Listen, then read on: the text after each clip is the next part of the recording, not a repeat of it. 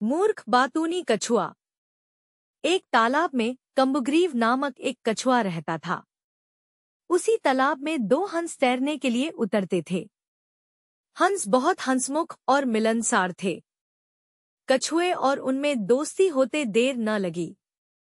हंसों को कछुए का धीमे धीमे चलना और उसका भोलापन बहुत अच्छा लगा।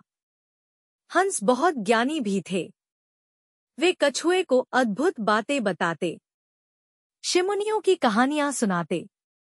हंस तो दूर दूर तक घूमकर आते थे, इसलिए दूसरी जगहों की अनोखी बातें कछुए को बताते।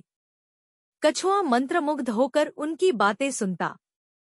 बाकी तो सब ठीक था, पर कछुए को बीच में टोकाटाकी करने की बहुत आदत थी। अपने सज्जन स्वभाव के कारण हंस उसकी इस आदत का बुरा नहीं मानते थे। उन तीनों की घनिष्ठता बढ़ती गई। दिन गुजरते गए। एक बार बड़े जोर का सूखा पड़ा। बरसात के मौसम में भी एक बूंद पानी नहीं बरसा। उस तालाब का पानी सूखने लगा। प्राणी मरने लगे। मछलियां तो तड़प तड़पकर मर गईं। तालाब का पानी और तेजी से सूखने लगा। एक समय ऐसा भी आया कि तालाब में खाली कीचड़ रह गया। कछुआ बड़े संकट में पड़ गया। जीवन मरण का प्रश्न खड़ा हो गया। वहीं पड़ा रहता तो कछुए का अंत निश्चित था। हंस अपने मित्र पर आए संकट को दूर करने का उपाय सोचने लगे। वे अपने मित्र कछुए को ढाढ़स बंधाने का प्रयत्न करते और हिम्मत न हारने की सलाह देते। हंस केवल झूठा दिलासा नहीं दे रहे थे, वे दूर दूर तक उड़कर समस्या का हल ढूंढते। एक दिन लौटकर हंसों ने कहा, मित्र, यहाँ से 50 कोस दूर एक झील है। उसमें काफी पानी है, तुम वहाँ मजे से रहोगे। कछुआ रोनी आवाज में बोला, 50 कोस? इतनी दूर जाने में मुझे महीनों लगेंगे। तब तक तो मैं मर जाऊंगा। कछुए की बात भी ठीक थी। हंसों ने अक्ल लड़ाई और एक तरीका सोच निकाला। वे एक लकड़ी उठाकर लाए और बोले, मित्र, हम दोनों अपनी चोंच में इस लकड़ी के सिरे पकड़कर एक साथ उड़ेंगे। तुम इस लकड़ी को बीच में से मुंह से थामे रहना। इस प्रकार हम उस झील तक तुम्हें पहुंचा देंगे। उसके बाद तुम्हें कोई चिंता नहीं रहेगी।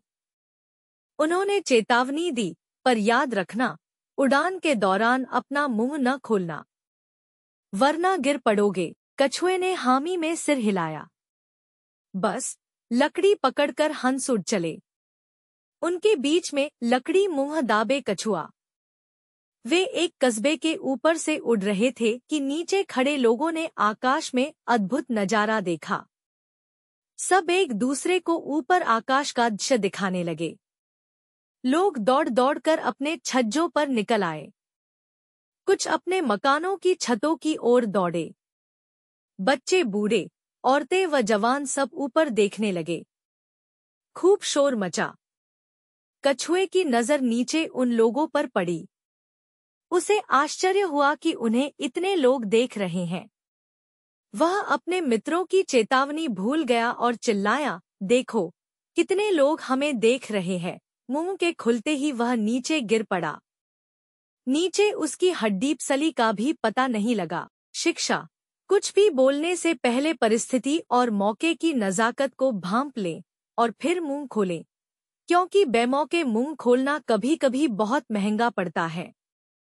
इसीलिए कहते भी हैं कि बुद्धिमान भी अगर अपनी चंचलता पर काबू नहीं रख पाता है तो परिणाम काफी बुरा होता है।